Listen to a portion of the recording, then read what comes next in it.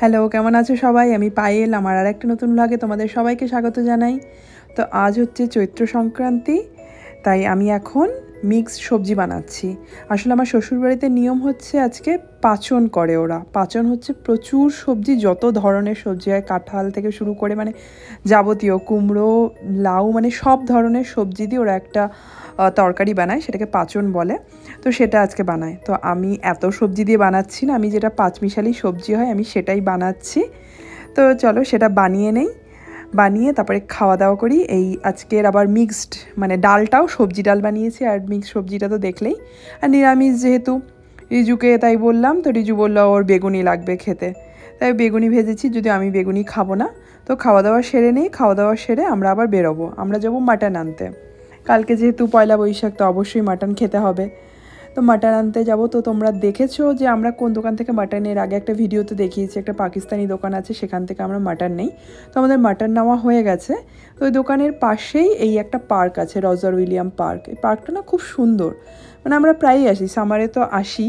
তো এখন যেহেতু স্প্রিং টাইম, তো এত সুন্দর গাছগুলোতে ওই চেরি ব্লজম হয়েছে। আর পার্টিকুলার এই যে জায়গাটাতে এখন আমরা যাচ্ছি, এটা হলো জাপানিজ গার্ডেন। মানে এই পার্কটার এক একটা পোর্শনের এক একটা নাম দেওয়া আছে। তো পার্টিকুলার এই পোর্শনটার নাম হলো জাপানিজ গার্ডেন। আসলে তো এই চেরি ব্লজম ব্যাপারটা সেটা তো জাপানেই হয়, মানে প্রথম শুরু হয় ওখানেই হয় চেরি ব্লজম ব্যাপারটা। এখন তো সেটা বিভিন্ন জায়গায় সেই গাছ থেকে লাগানো হয়েছে, সব জায়গাতেই এই চেরি ব্লজমটা হয়, কিন্তু ফার্স্ট এটা জাপানেই হয়েছিল। তো এই গার্ডেনটার নামও তাই জাপানিজ গার্ডেন। আর কি সুন্দর এই জায়গাটার, এই যে এই পিঙ্ক গাছটা, এটা একটা গাছ যেটাতে পুরো পিঙ্ক পুরো ব্লজম হয়েছে, পুরো ফুলে ভরে আছে, এত ভালো লাগছে দেখতে এটা। আর প্লাস টোটাল সিনারিটা দেখো তোমরা, এত সুন্দর। এই জলের মধ্যে আবার হাঁস যাচ্ছে দুটো, মানে পুরো খুবই সুন্দর সিনারি। কিন্তু না আজকের ওয়েদারটা খুব একটা ভালো না, এই মানে রোদ নেই সেরকম, আর আমাদের আসতেও আসলে লেট হয়ে গেছে। তো তাই জন্য রোদও আজকে সেরকমভাবে ওঠেও নি, তো মেঘলা মেঘলাই হয়ে আছে। আর এখন বেশ ঠান্ডা হাওয়া দিচ্ছে, তো আর বেশিক্ষণ থাকবো না, আমার টুপিও নেই এই জ্যাকেটটার। তো বেরিয়ে যাব, বেরিয়ে গিয়েও আমার বেশ কিছু কাজ আছে, বাড়ি থেকে আমাকে রসগোল্লা, মিষ্টি দই সব বানাতে হবে। তো এই ওখান থেকে চলে এসেছি, তারপরেই আর থাকিনি ওখানে। রিজু একটু পার্কে ওখানে খেলে আমরা চলে এসেছি বেরিয়ে। আর রসগোল্লা বানানো আর কি দেখাবো, এর আগে তোমরা তো দেখেছো রসমালাই বানানোর সময়তে রসগোল্লা বানিয়েছিলাম। তো আজকের এটা বানাচ্ছি আমি খেজুরের গুড়ের রসগোল্লা। তো তাই জন্য ছানা ফেটিয়ে যেটা মেখে গোল গোল বল করে সেগুলোকে রসে ছেড়ে দিয়েছিলাম। আর যেহেতু গুড়ের বানাচ্ছি, তাই আবার রসের মধ্যে বেশ কিছুটা গুড় নিয়ে রসটাকে আরও ভালো মতো ফুটিয়ে নিয়েছি। তারপরে সব মিষ্টিগুলো আবার ওর মধ্যে ছেড়ে দিয়েছি, যাতে আবার কিছুক্ষণ ফুটিয়ে নেব, যাতে গুড়ের যে ফ্লেভারটা সেটা সব মিষ্টিতে যাতে ঢুকে যায়, সব রসগোল্লার মধ্যে যাতে ঢুকে যায়, তাহলে খেজুরের গুড়ের সেই টেস্টটা পাবো আমরা। আর এটা বানাবো এখন মিষ্টি দই। তার জন্য আমি চিনিটাকে ক্যারামেলাইজ করে নিচ্ছি, কারণ চিনিটাকে ক্যারামেলাইজ করে দুধের সাথে যখন মেশাবো, তখন সেই দোকানে যে দুধ মানে দইয়ের কালারটা হয় যেরকম, সে কালারটা আনার জন্য চিনিটাকে ক্যারামেলাইজ করে নেওয়া। আর এখানে অল্প কিছুটা দুধ দিয়ে দিচ্ছি, যাতে আমি যদি ক্যারামেলাইজ করা চিনিটাই ডিরেক্ট দুধের মধ্যে পুরোটাই মিশিয়ে দিতাম, তাহলে জমাট মতো বেঁধে যেত, এরকম গোটা গোটা হয়ে যেত। তাই আগে থেকে কিছুটা দুধ মিশিয়ে পুরো ব্যাপারটাকে স্মুথ করে একসাথে মিশিয়ে নিচ্ছি এখানে, মিশিয়ে একটু ফুটিয়ে নিয়ে তারপরে বাকি যে দুধটা, যেটা আমি গরম করে মানে জাল দিয়ে রেখেছি বেশ কিছুটা, মানে জাল দিয়ে এটাকে ঘন করে নিয়েছি এই দুধটাকে। খুব ঘন না, খুব ঘন হলে আবার ভালো হবে না, মোটামুটি কিছুটা শুকিয়ে নিয়েছি। সেই দুধটার মধ্যে এই ক্যারামেলাইজ করা চিনিটাকে, সেটাকে আমি মিশিয়ে দিচ্ছি। এবার এটাকে ভালো মতো এই দুধের মধ্যে মিশিয়ে নেব। মিশিয়ে নিয়ে এবারে এটার কাজ হচ্ছে এর মধ্যে দই মেশানো। আর মিষ্টি তোমরা দেখলে আমি এতগুলো মিষ্টি বানাচ্ছি। রসগোল্লা আসলে আমরা তো বলেইছি আমরা মিষ্টি খেতে প্রচণ্ড ভালোবাসি, কিন্তু আর একটা কারণ হচ্ছে আমাদের এখানে আমাদের এক বন্ধু চেনা, ও প্রেগনেন্ট। তো ওর সাথে আমার এর আগে কথা হয়েছিল, ও খুব তখন ক্রেভিংস হচ্ছিল মিষ্টি রসগোল্লার। তো আমার কাছে ফোন করে সেই শুনেছিল রসগোল্লা কীভাবে বানায়, কীভাবে কী। তো আমার তখনই মনে হয়েছিল যদি মানে বানিয়ে ওকে খাওয়াবার কেমন রসগোল্লাটা ওকে দেবো। তো সে আর বানানো হয়নি। তো অ্যাট লাস্ট ভাবলাম যখন বানাচ্ছি তো একটু বেশি করেই বানাই, তো ওকেও কিছুটা দিয়ে দেবো, ও তাহলে খাবে। আর এই যে দুধটা এখন উষ্ণ উষ্ণ গরম আছে, এর মধ্যে দইটাকে খুব ভালো মতো ফেটিয়ে নিয়েছি, যাতে দইয়ের মধ্যে একটুও লাম্প যাতে না থাকে।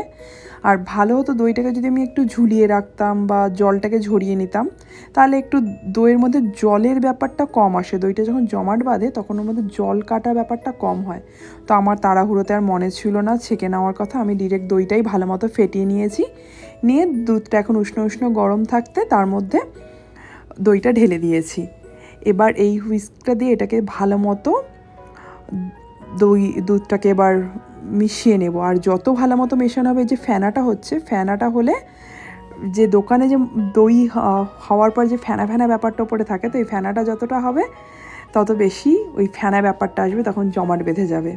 আর এই যে মাটির পাত্রগুলো দেখছো, এগুলো মা বাবার সাথে আমরা যখন নিউ ইয়র্ক গেছিলাম তখন যেই বাংলাদেশি দোকানটাতে তোমাদের দেখিয়েছিলাম আমরা খেয়েছিলাম, সেই রেস্টুরেন্টে আমরা আসার সময় মিষ্টি দই নিয়ে এসেছিলাম।